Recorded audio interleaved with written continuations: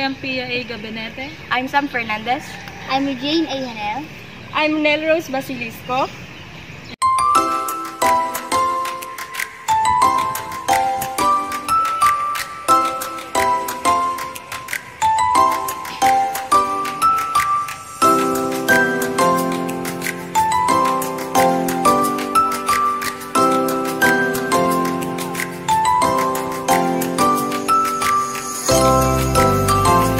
So guys, nandito tayo ngayon sa Palawan Wildlife Rescue and Conservation Center, also known as the Crocodile Farm. So marami tayong mga species na makikita dito. Enjoy the rest of the video. So guys, this is the endemic animals na makikita natin dito sa may Palawan Wildlife. So ayan guys, pag nakabili na kayo ng tickets doon along the gate, dito sa lobby, dito nyo ibibigay yung inyong nabiling tickets and dito kayo maglalog ng inyong mga pangalan. So after nyo maibigay yung tickets and makalog ng inyong mga names, dadirect na kayo dito sa kanilang lobby, which is dito naka-display lahat ng certificates and awards na nakuha nila. So dito nyo rin makikita si Rio, the first crocodile na nahuli sa Palawan.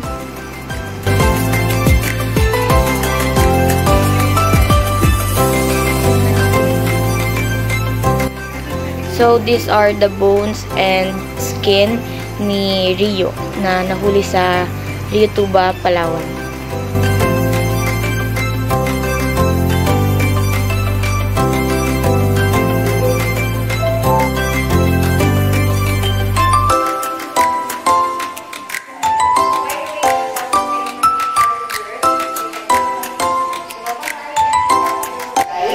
So before we go to the crocodiles, I'm going to give you some information about this crocodile. So this is Rio, RMO, came from Rio to River Bataras, that is in the south of Palawan. So this crocodile was purposely captured. He accidentally attacked a native fisherman from the area. It was confirmed he swallowed the right leg of the victim. So Rio was captured around 1990, but after 5 months of captivity, he died because of internal bleeding and distress related to transportation. Now for the skin, there is no commercial value. The one being used for making leather bag, shoes, and wallets are made from the skin of the young crocodile, which is 3 to 5 years old only. Rio is estimated 60 years old, so still now, it is too hard and very dry for the machine to be processed. And before, this crocodile Rio has the record of being the largest crocodile only here in the Philippines, but along the crocodile, he was once recognized by the Guinness Book of World Record as the largest crocodile. Rio is 5 meters and the other 6 meters, 1 meter longer. So he was captured in Abusan del Sur in Mindanao, so not here in Palawan, but last February 2013, no longer also that.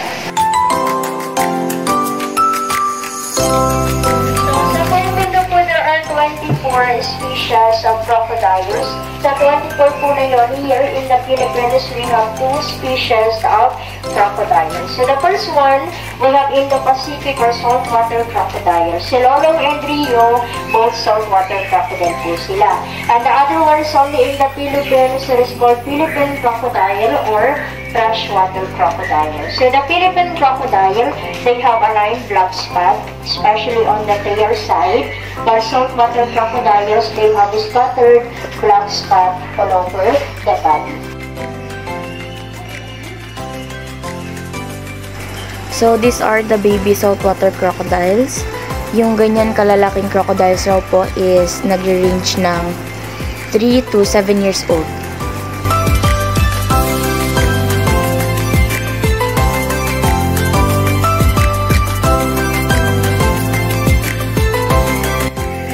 So, next we have the freshwater crocodiles or the Philippine crocodiles.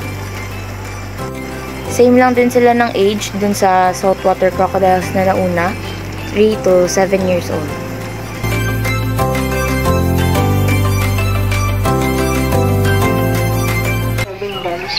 unfortunately, they are now critically endangered. And aside from conserving crocodiles, we also rescue birds. So we have red-banded kakatalo, kanin, katala, mayna, hornbill, and parrot. So they were confiscated from illegal traders and they were already domesticated. Nung na-turn over po dito, we cannot raise them back in the wild. So if you want to see them later, you can return here. So for now, let's go to the big crocodiles.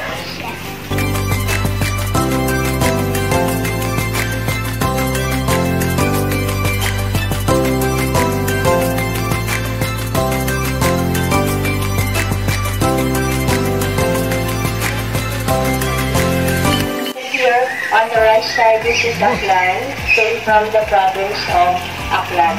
Estimated nasa 65 to 70 years old, male saltwater crocodile. So, dito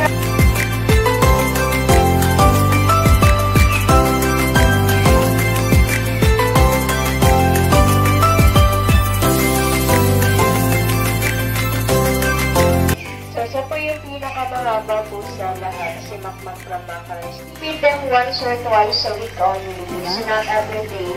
They have a slow metabolism. Sa 1 year, without eating nakakasurvive po ang crocodile.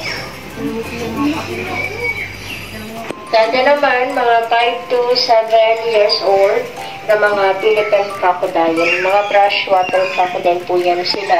So, Philippine crocodile po, they are less aggressive compared to saltwater crocodile. They will just attack unless they are provoked.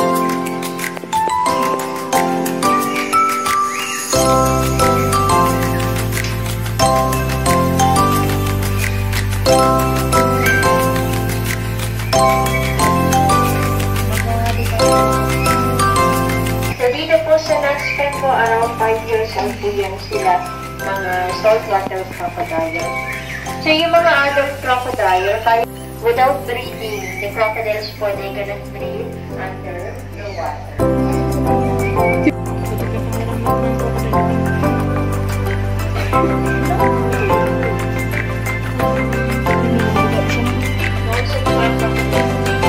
Sayang. Ay, cute lang. So ngayon, makikilala na naman natin ang isa sa pinakamalaking crocodile sa Palawan kung saan nanggaling siya sa Aklan. Kaya ang pinangalan sa kanya ay Aklan dahil ay dinonate siya dito noong 1989. At may haba siyang 16 at ngayon ay nagtataong 60 years old na siya.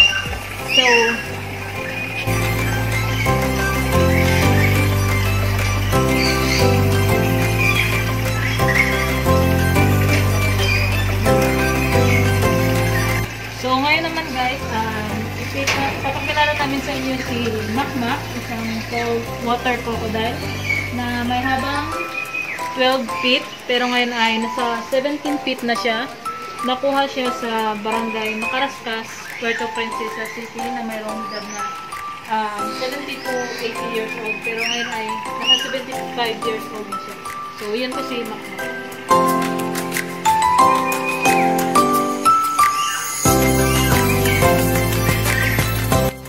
So guys, nandito naman tayo kay Kalayaan. Si Kalayaan is a saltwater crocodile.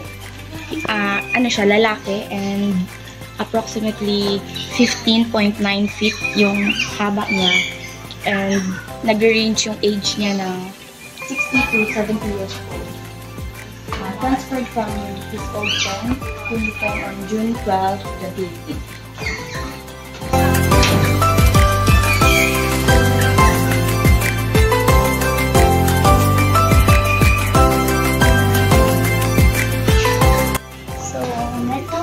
Is Kakawi.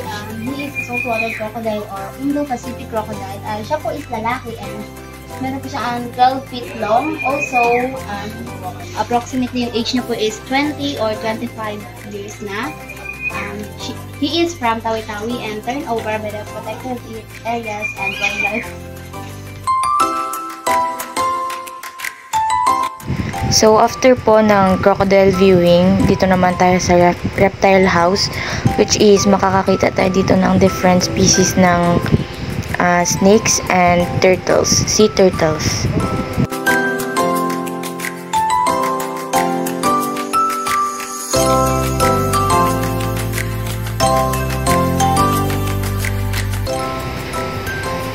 So yun guys, dito naman tayo sa Burmese python. Ang sabi nila is, ang Burmese python daw na lalaki, pwede siyang mag-length ng 8 to 14 feet, pero pwede rin siyang humaba hanggang 17 feet. So guys, as you can see, yung skin color niya is beautiful pattern of a yellow cream color with peach or orange rings or shape bordered in white.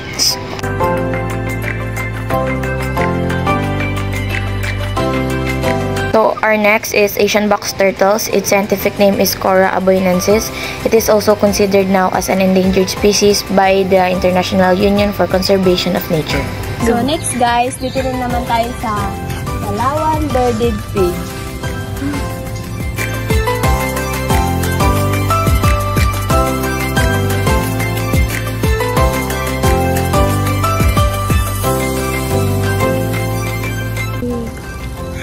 So ayan guys, kung gusto niyo siyang makita ng malapitan, dito lang yan matatagpuan sa Crocodile Farm, Puerto Princesa, Palawan. Ayun din po ang isa sa bearded pig.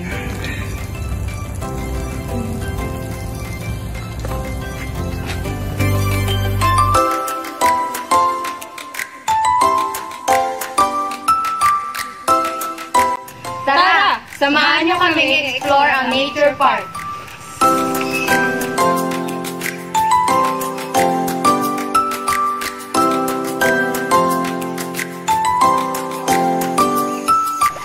So, ngayon guys, meron tayo dito isang uri ng ibon na mayroong local name na balud or may scientific name na Ducula aenia. So, nandito po sila ngayon. Ayun po, kung makikita nyo, ang isang balud. So, next po natin is Palawan Bearcat. Ang local name po is Binturong, which is kilala din po ito sa school natin kasi sin-celebrate po natin.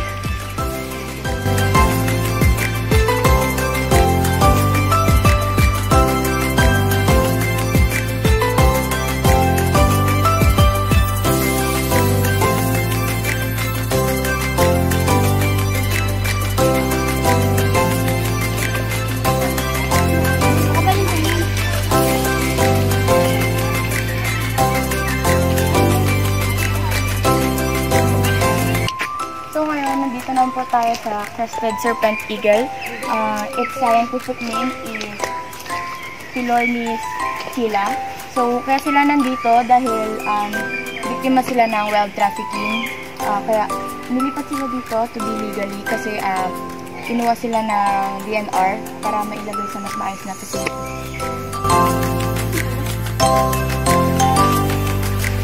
So ngayon guys, nandito naman tayo sa Unggoy kung saan kinikilala din namin ng mga taga-Palawan kung saan ang isa sa pinakasikat at nakakatuwang tingnan sila. So ngayon, pasyalan natin sila.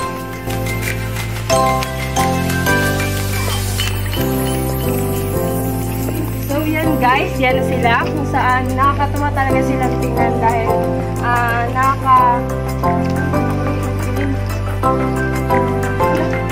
So, yun guys.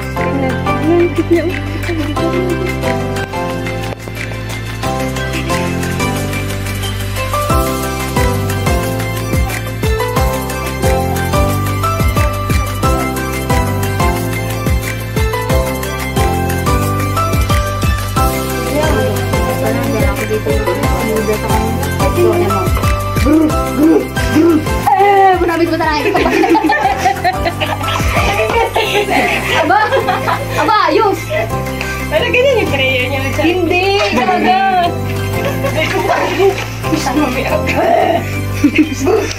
Pag yan na daanan niya sila dyan nene niya.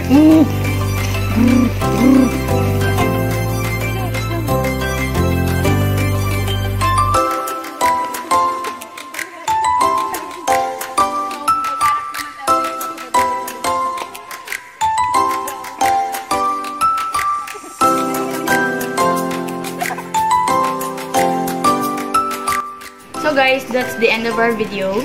At yun po yung mga uri ng hayop na nasa pangangalaga po ng ating Palawan Wildlife Rescue and Conservation Center ngayon.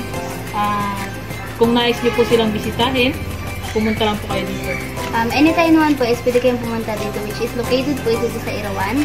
And also, 40 pesos yung entrance. And if gusto ninyo na mahawakan yung crocodile is 100 pesos. Thank you for watching. Enjoy!